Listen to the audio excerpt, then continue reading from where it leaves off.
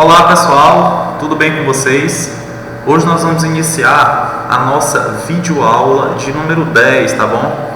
Para os alunos do nono ano daqui do Colégio Santa Rita. E essa nossa videoaula de número 10, hoje, que é a nossa videoaulazinha de história, nós vamos falar de um conteúdo extremamente importante, principalmente é um conteúdo mais importante do ano, né? Eu coloco aí no top 3 de conteúdos importantes para a programação de conteúdos do nono ano por completo, que é o conteúdo de Segunda Guerra Mundial. O conteúdo da Segunda Guerra Mundial. Conteúdo este que nós vamos iniciar falando agora, onde ele vai ser a última guerra em âmbito mundial que nós vamos ter, né? Graças a Deus que nós não tivemos mais nenhuma guerra, nem vamos ter. Ela foi uma guerra que inúmeros países participaram, enviaram soldados para essa guerra. Depois nós vamos ver, inclusive a participação brasileira, nós vamos ver detalhadamente sobre isso. Principalmente eu vou citar o governo do presidente Getúlio Vargas, na época, que enviou militares para a Segunda Guerra Mundial. Nós vamos ter uma participação significativa de alguns países da América do Sul também, uma guerra que vai ter umas proporções muito maiores do que a Primeira Guerra Mundial, tá? Uma guerra com uma amplitude maior, uma guerra com as armas, elas vão ser armas mais potentes. O que foi usado, o material bélico, a estrutura para essa guerra vai ser uma guerra muito maior, as proporções, as mortes vão ser maiores. Nós vamos falar dos ataques, dos bombardeios aéreos, nós vamos falar da destruição de cidades inteiras, nós vamos falar das bombas atômicas criadas pelos norte-americanos, nós vamos falar dos soldados kamikazes. Enfim, estou dando uma grande volta para poder sintetizar o que nós vamos falar durante esse conteúdo, provavelmente na aula 10 e da aula 11. Eu acho que eu vou dividir em 3 aulas, né? Porque o nosso conteúdo, ele é um conteúdo da Segunda Guerra Mundial, ele é um conteúdo que precisa basicamente de 3 aulas, e aí nós vamos falar aula 10, aula 11 e aula 12, e aí a gente vai começar a corrigir os exercícios. E aí é onde entram alguns outros conteúdos que vão interligando um ao outro, tá? Basicamente nós já vamos terminar a unidade número 1, depois nós vamos passar para a unidade número 2, que nós temos muitos conteúdos relacionados à história do Brasil, tá bom? E aí, né, Segunda Guerra Mundial, aula de número 10, anotem aí, gente, ó. Eu vou tentar dar uma aula para vocês, sintetizar de uma forma mais sucinta e de uma forma mais palatável possível, ou seja, de uma forma mais fácil de vocês compreenderem, tá? Até porque esse conteúdo é um conteúdo muito interessante. Quem quiser ir buscar outras fontes no YouTube, nós vamos ter inúmeros vídeos falando sobre Segunda Guerra Mundial, tá bom? E aí, conteúdo de história do nono ano, tá bom? História do nono ano. Vamos lá. Os fatos que vão anteceder a Segunda Guerra Mundial. Esses fatos que vão anteceder a Segunda Guerra Mundial vão ser basicamente o que a gente falou quando a gente estava trabalhando em regimes totalitários, tá bom? A remilitarização da Alemanha, por exemplo, vai ser um fator bastante significativo para isso aí. Por quê? Lá, lembra do Tratado de Versalhes, assinado no ano de 1919, formada a Liga das Nações, e lá, no Tratado de Versalhes, foi trabalhado a seguinte questão, onde a Alemanha diminuiria o seu exército, diminuiria o número de submarinos e número de armas. A Alemanha iria pagar uma indenização, né, de 33 bilhões por conta da guerra. A Alemanha perderia o território do Sarre e devolveria os territórios de Alsácia e Lorena. Uma série de sanções vão ser impostas à Alemanha. Lembram? Com certeza vocês devem lembrar. O Hitler, quando assume em 1933 a Alemanha nazista, né, a Alemanha que não era nazista até então, ele impõe através do Partido Nacional o fascismo, né, o nazismo, perdão, ele cria mecanismos para remilitarizar a Alemanha. A indústria bélica, apesar de clandestina, vai fazer com que a economia alemã ela cresça, ela vai crescendo aos poucos, e a indústria indiretamente voltada para isso vai fazer com que se tenha trabalho, com que se tenha produção, beleza.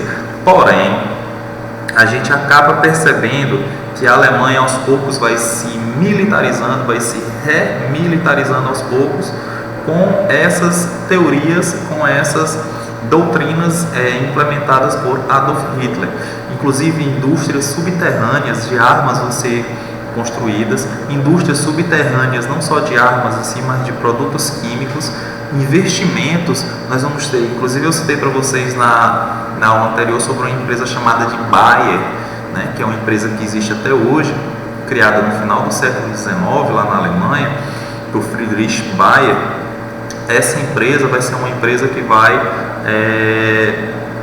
financiar indiretamente a Alemanha nazista, vai financiar Hitler, inclusive ajudando na produção de armamento, ajudando na produção das câmaras de gás, né?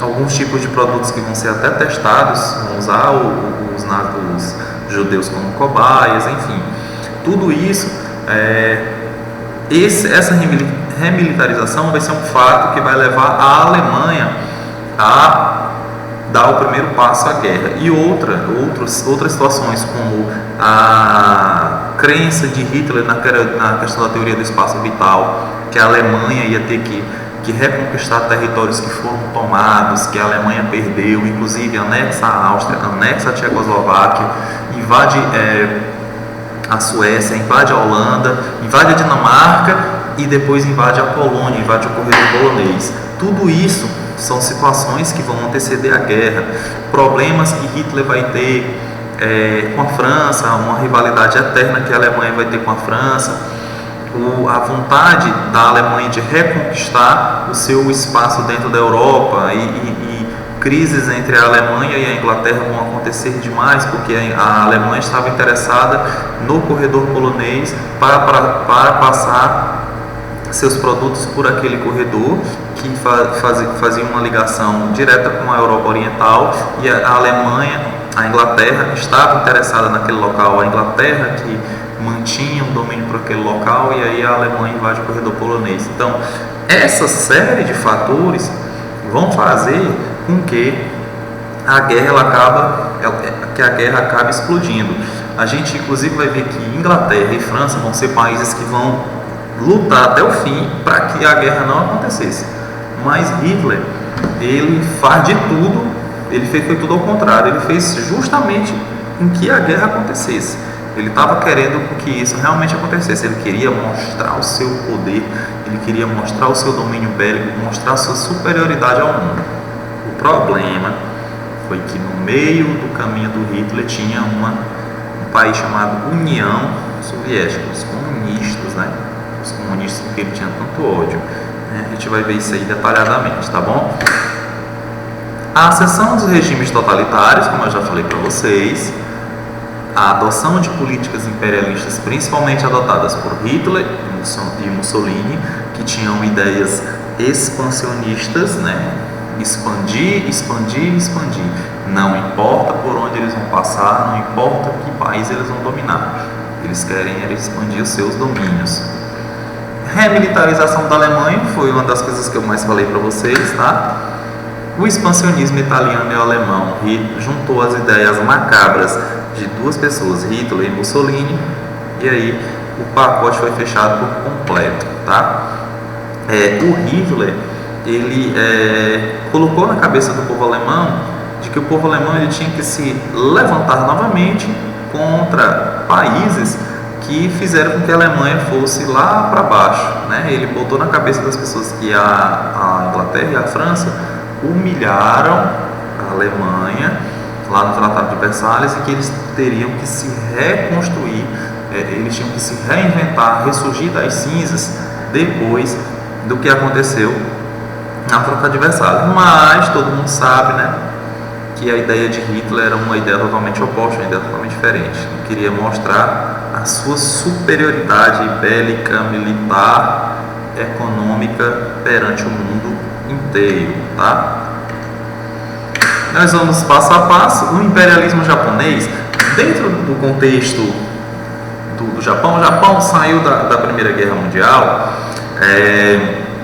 com a sua economia ainda uma economia que chega ao final do século XIX e inicia o século XX, uma economia bem organizada. Nós vamos ter a questão da Era Meiji. Dentro do contexto da Era Meiji, inúmeros investimentos vão ser feitos dentro do Japão no final do século XIX e início do século XX. Em 50 anos, o Japão ele se transforma em um país basicamente agrário, rural, totalmente voltado para aquela questão dos impérios, das dinastias, e se transforma numa potência econômica, principalmente depois da Primeira Guerra Mundial, onde os Estados Unidos e algumas outras potências do mundo, temendo que o Japão, como o Japão estava ali próximo ali da China, muitas influências comunistas acabaram invadindo a Ásia, e aí o Japão se fecha para o comunismo, para o comunismo, e aí acaba recebendo inúmeros investimentos estrangeiros. Com esses investimentos estrangeiros, o Japão ele investe basicamente no setor industrial, né? No setor industrial e no setor educacional. A educação japonesa ela sofre uma série de mudanças, uma série de mutações. Tanto é que hoje o Japão é considerado um país que mais investiu na educação nos últimos 100 anos, tá? E aí o Japão chega na década de 30 com uma grande potência ali na região do Pacífico, na região da Ásia, na região do Pacífico. Tanto é que o problema do Japão na guerra vai ser com os Estados Unidos, não vai ser nem no contexto geral, mandando tropa para invadir a região da França, a região não. O problema vai ser ali por fora, com os norte-americanos. Eles vão brigar por uma influência ali naquela região do Pacífico. Tanto é que os kamikazes japoneses vão atacar a base norte-americana de Pearl Harbor. E aí a guerra ela vai ficar ali, vamos chamar de Guerra do Oriente. A guerra vai ficar ali por fora, né?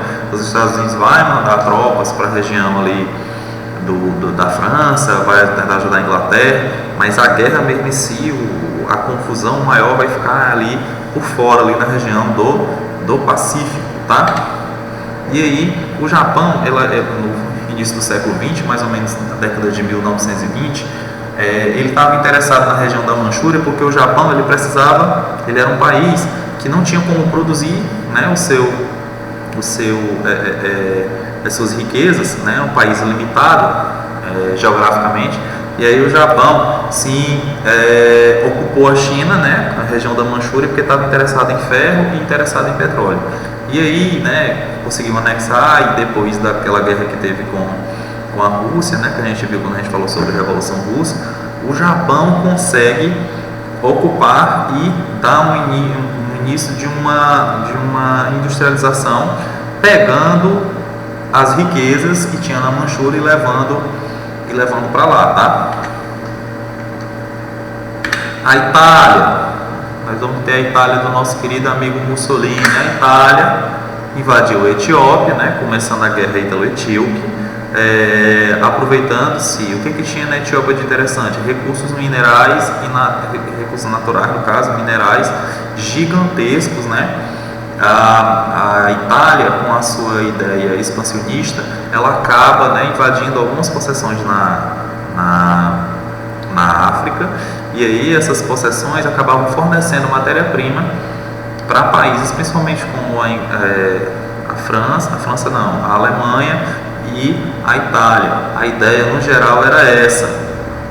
E aí foi utilizado armas químicas nos civis, né?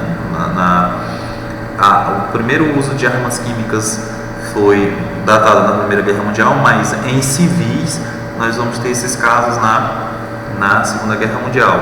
Lembrando que depois que a ONU é criada, em 1947, a ONU proíbe terminantemente o uso de armas químicas em qualquer situação que seja em civis, ainda hoje, tá?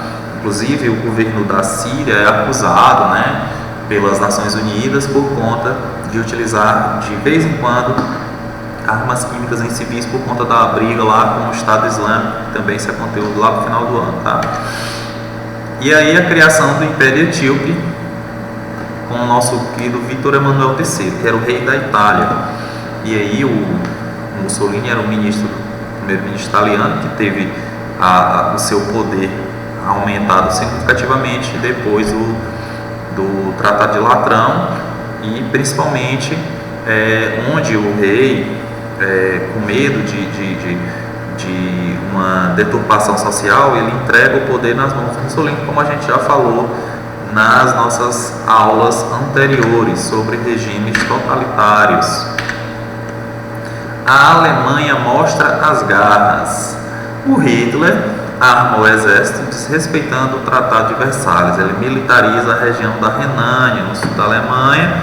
Essa região era uma região desértica e era uma região, segundo ele, era uma região estratégica para que as tropas se espalhassem pelo resto da Alemanha e chegassem em países como, por exemplo, a França, que era o principal alvo do Adolf Hitler naquele momento. Por quê? Porque a França tomou a Alsácia-Lorena, que era da Alemanha, mas que a Alemanha tinha tomado lá na unificação no final do século XIX. Deixa eu resumir para vocês. A Alsácia-Lorena era da França. A Alemanha tomou para ela no final do século XIX na Guerra Franco-Prussiana. Quando termina a Primeira Guerra Mundial, o que acontece com a Alsácia-Lorena? Devolve para a França. Juntamente com a Alsácia-Lorena veio o território do Sarre, que era um território rico em carvão que tinha na Alemanha. Foi uma punição que a Alemanha sofreu. Foi que a Alemanha fez: recupera o território do Sarre e remilitariza a região da Renânia. Retoma o Sarre, que nem eu citei para vocês, e aí cria uma aliança com Mussolini na Guerra Civil Espanhola. Provavelmente vocês devam ter lembrado, quando eu falei para vocês lá no período, lá falando sobre os regimes totalitários, sobre a Guerra Civil que aconteceu na Espanha. Que guerra civil foi essa? O general Francisco Franco pede apoio às tropas, pede apoio principalmente a Hitler e depois a Mussolini para conter, para barrar um certo... as pessoas lá na Espanha não estavam querendo seguir as ordens do general Francisco Franco, né? Nós vamos dar início ao franquismo aí. E aí ele estava tendo muita resistência com relação a impor a sua estrutura política, o Franco. E aí, pegando o exemplo que teve na Alemanha e pegando o exemplo que estava tendo na Itália, o que foi que ele fez? Ele pediu ajuda aos dois ditadores, Mussolini e Hitler. E aí eles enviam o apoio, né? Enviam aviões, né? Para bombardear a Espanha. E aí a cidade de Guernica, que vai ser a cidade que vai resistir, né? Inclusive foi falado para vocês, né, sobre essa obra, né, do Pablo Picasso, Guernica. Sempre nos vestibulares, no Enem, quando se for falar alguma coisa sobre o bombardeio, sobre a Guerra Civil Espanhola, tem que se falar nessa grande obra do Pablo Picasso. Ele vai usar elementos do cubismo,